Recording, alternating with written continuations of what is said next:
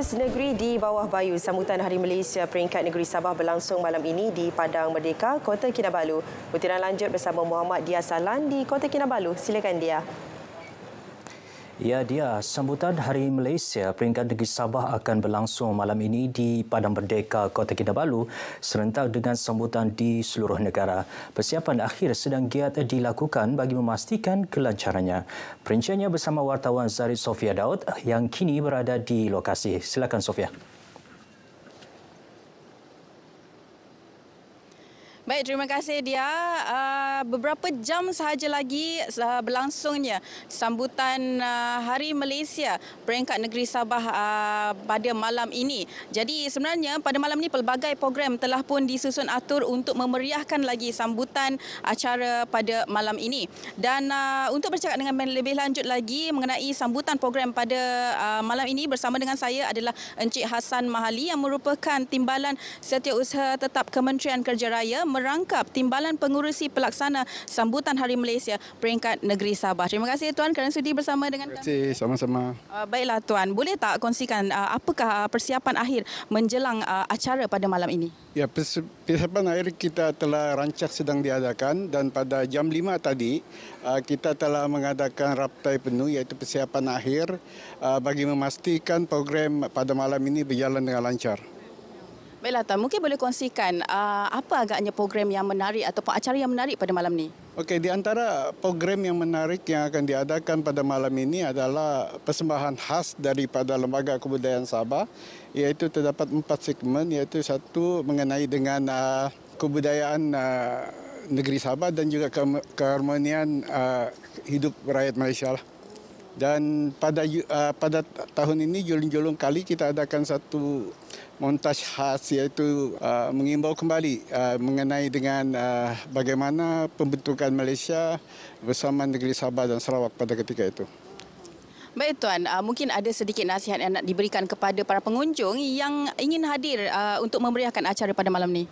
Nasihat saya kepada orang awam untuk hadir lebih awal lah ke Padang Merdeka ini, kerana di Kotari nanti ianya menjadi sesak, dan jadi saya berharap kepada semua ibu bapa yang membawa anak-anak mereka untuk menjaga keselamatan anak-anak mereka dan sentiasa di samping mereka.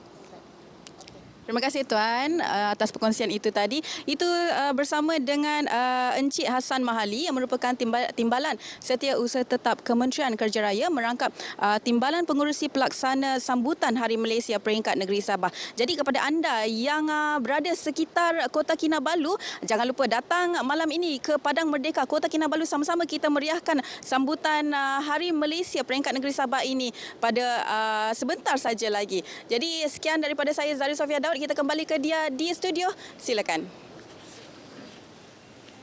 Ya, dalam pada itu, sambutan Hari Malaysia hari ini turut diimarahkan dengan majlis tahlil, doa selamat dan bacaan Yasin bersama Yang di-Pertua Negeri Sabah Tun Dr. Johar Datuk Mahiruddin di Masjid Nurul Hikmah, Bukit Padang, Kota Kinabalu. Tun Datuk Johar turut menunaikan solat Jumaat bersama kira-kira 1,000 jemaah yang diimamkan Imam Besar Masjid Negeri Ustaz Suhaidi Kuanting. Majlis tahlil bacaan doa selamat serta Yasin diketuai oleh Mufti Negeri Sabah Datuk Haji Bongsu Aziz Jaafar. Datuk Haji Bongsu turut menyampaikan khutbah Jumaat bertajuk Keluarga Malaysia Teguh Bersama Mempertahankan Persekutuan dengan intipati mengajak umat Islam mengambil iktibar daripada sejarah lalu untuk dijadikan pengajaran dalam mengukuhkan muafakat memastikan kelangsungan persekutuan Malaysia kekal, aman, merdeka dan berdaulat. Sementara itu, Jabatan Penerangan Japen Negeri Sabah menutup tirai pelaksanaan program sempena Bulan Kebangsaan dan Hari Malaysia dengan program Info on Wells berjalan teguh bersama serta sambutan Hari Malaysia peringkat negeri malam ini. Timbalan pengarahnya Sofian Musa berkata bermula 1 Ogos lalu lebih 6 program dilaksana bagi menyemarakkan semangat patriotik dalam kalangan masyarakat. Dan sudah pasti banyak program-program ini telah diisi dengan pelbagai faedah dan kaedahnya, dan kita mengharapkan program-program ini akan bertambah dan diperbaiki lagi dari masa akan datang. Jadi semoga seluruh rakyat Malaysia bangga dan cinta kepada negara ini, dan seterusnya kita harapkan Malaysia ini kekal dengan keamanan negara. Satu lagi kita buat pengumuman yang untuk menjemputlah semua orang ramai untuk hadir malam ni acara kemuncak dia. Banyak program tu datanglah beramai-ramai. Mereka berkata demikian kepada RTM selepas pelepasan program berkenaan di Kota Kinabalu. Bagi pelbagai cara digunakan bagi menzahirkan rasa bangga dan cinta akan negara bersempena sambutan Hari Malaysia, Pusat Konvensyen Antarabangsa Sabah SICC Kota Kinabalu mengambil inisiatif menterjemah semangat kenegaraan menerusi pelbagai menu makanan berkonsepkan Flavors of Malaysia. Ketua Pegawai Eksekutif SICC Datuk Rosmawati Lasuki berkata, lebih 500 menu di Malaysia disediakan kali ini bagi menarik pengunjung. Sebab kami rasa kita perlu sentiasa mengingatkan antara satu sama lain, dan kita ada venue begini yang orang bilang hak rakyat Sabah, dan kita satukan semua berbilang bangsa di sini untuk meraihkan Hari Kebangsaan, Hari Malaysia di sini. Menerusi program ini juga, beliau berharap semangat kebersamaan dan kesyukuran selaras konsep keluarga Malaysia dapat diterapkan. Yang special dia ni, semua makanan yang kita buat ni berasaskan makanan Malaysia. Ada sedikitlah daripada continental, western, tapi kita 90% will be Malaysian.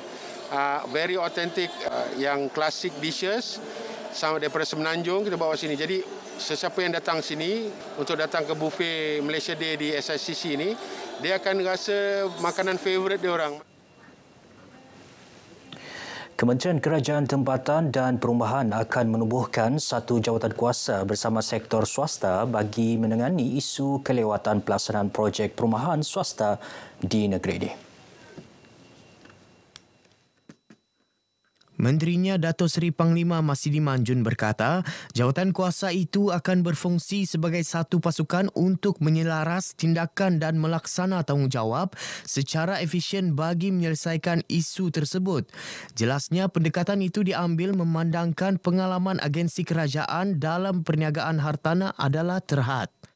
Saya dapati bahawa kebanyakan daripada masalah yang sering timbul ialah sebenarnya masalah tidak ada komunikasi di antara swasta dan juga pihak-pihak kerajaan. Ya. Barangkali kalau semua ahli jawatan kuasa yang dicadangkan ini berfungsi sebagai satu pasukan dan bukan pasukan kerajaan versus pasukan swasta, saya fikir kita dapat menyelesaikan masalah dan juga cabaran dengan lebih baik. Beliau berkata demikian kepada media selepas merasmikan Expo Hartanah 2022 di Kota Kinabalu. Terdahulu, beliau turut menyaksikan Memorandum Persefahaman MOU di antara Sabah Housing and Real Estate Developers Association dan Mega Aerospace Centre Sdn Bhd bertujuan mempromosi inisiatif berkaitan sektor pengurusan tenaga, pertanian bandar dan aplikasi drone untuk pembangunan projek perumahan. Baik, sekian perkembangan dari negeri Sabah. Selamat Hari Malaysia dari warga RTM Sabah. Kembali bersama Dia di Angkasa Puri. Silakan Dia. Baik, terima kasih Dia langsung dari Sabah.